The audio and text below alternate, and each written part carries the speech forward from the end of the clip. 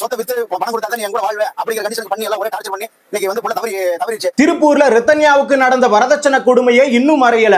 ஆனா அதுக்குள்ளார மீண்டும் திருப்பூர்ல பிரீத்திக்கும் சதீஸ்வரனுக்கும் திருமணமாகி 9 மாதங்கள் தான் ஆகிறது. அதாவது 2024 செப்டம்பர் 15 தான் திருமணம் பண்ணி இருக்கிறாங்க. அவர்களுடைய திருமணத்தின் போது 120 சவரன் நகை, 20 லட்சம் ரூபாய் ரொக்க பணம், 38 லட்சம் ரூபாய்க்கு மதிப்புள்ள இனோவா கார் கொடுத்திருக்காங்க. இதுக்கு மேல என்ன கொடுக்கணும்? ஆனா கடைசியா பெண் வீட்டார் பிரீத்தி மேல இருக்கக்கூடிய ஷேரை வித்து 50 லட்சம் ரூபாய் காசோலை ஆக்கி இருக்கிறாங்க. இந்த காசை கேட்டுதான் சதீஸ்வரன் டார்ச்சர் பண்ணி இருக்கிறாரு பிரீத்திய. தாய் வீட்டுக்கு வந்திருந்த பிரீத்தி அந்த இடத்துல மன உளைச்சலுக்கு ஆளாகி தற்கொலை செஞ்சிருக்கிறாங்க. ஏண்டா நீ எல்லாம் ஒரு ஆம்பளையாடா? இங்க நிறைய ஆண்கள் அதாவது வரதட்சணையே வேணான்னு சொல்லுவாங்க. அதையும் மீறி பெண் வீட்டார் 10 சவரமோ 20 சவரமோ போட்டாலும் தனக்கு கஷ்டம் வரும்பொழுது அந்த 10 சவரையும் 5 சவரனையும் பெண் கிட்ட இருந்து வாங்கிட்டா நாம ஒரு தரம் கட்ட ஆம்பளைன்னு சொல்லிட்டு நினைச்சிருவாங்களோன்னு சொல்லிட்டு வெளியில கடன் வாங்கி ஏதாச்சும் பண்ணுவானுங்க. இவங்க தாண்டா ஆம்பளைங்க.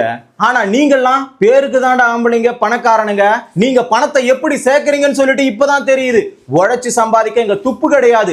கடைசி வரைக்கும் வரதட்சணைன்ற பேர்ல அப்பன் உங்க அம்மா கிட்ட வாங்கியிருப்பான், நீ உன் மனைவி கிட்ட வாங்குற, உன் புள்ளைய நீ வாங்க வெப்ப கண்டிப்பா அவன் மனைவி கிட்ட. இப்படி இருக்கும்போது நீங்க சம்பாதிச்ச மாதிரி தாண்டா இதெல்லாம் கணக்கு காட்டுவீங்க. மனைவிய தெய்வமா பாக்குறவன் எவ்வளோ பேரு இங்க. ஆனா அதுக்கு நடுவுல மனைவிய பணமா பாக்குற உங்களுக்கு எவ்வளவு வரதட்சணை கொடுத்தாதாண்டா விடுவீங்க. ஆனா உங்களை தப்பு சொல்லி குத்தம் இல்லடா, பணக்காரன் தான் வேணும், குணம் இருக்கிறவன் வேணான்னு சொல்லிட்டு உங்களை தேடி வந்து கொடுத்தாங்க பாத்தியா, அவங்களுக்கு இது தேவைதான்.